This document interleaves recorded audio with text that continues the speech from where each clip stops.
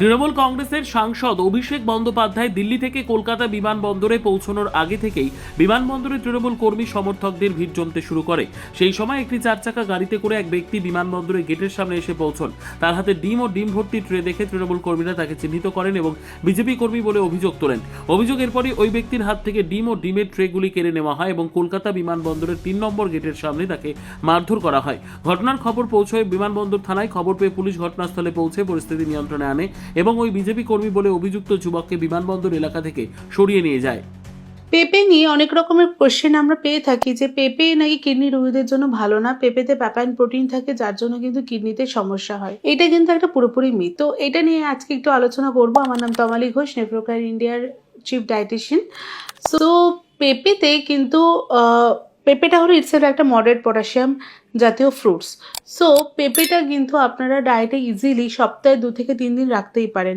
পেঁপে খেলে bowel movements কিন্তু প্রচুর পরিমাণে খুব ভালো হয়। আর পেঁপে চেষ্টা করবেন পেঁপেটা অন্তত পক্ষে সপ্তাহে অন্তত 2 থেকে 3 দিন রাখার। আর দ্বিতীয়ত হলো কাঁচা পেঁপে। কাঁচা পেঁপেটা যদি নর্মাল সেদ্ধ খাওয়া যেতে পারে তাহলে কিন্তু যাদের লিভারের সমস্যা তাদের ক্ষেত্রেও কিন্তু অনেক রকমের উপশম দেখা দেয়।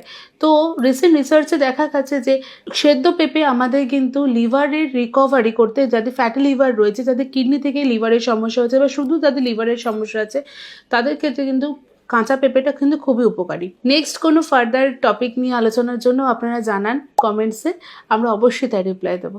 Thank you. প্রিপ্ল্যানভাবে আমাদের দাদাকে অভিষেক ব্যানার্জিকে আক্রমণ করবে বলে টিম নিয়ে এসেছিল।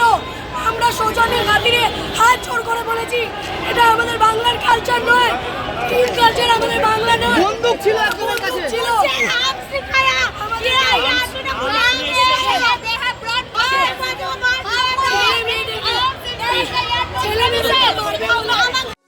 আনন্দ আর ভালোবাসার দীপ্তিতে গড়া সমুজ্জ্বল পরমা, ঠিক তোমারই মতো। শ্যাম সুন্দর কোম্পানি জুয়েলার্স, আগরতলা, উদয়পুর, ধর্মনগর, কলকাতা।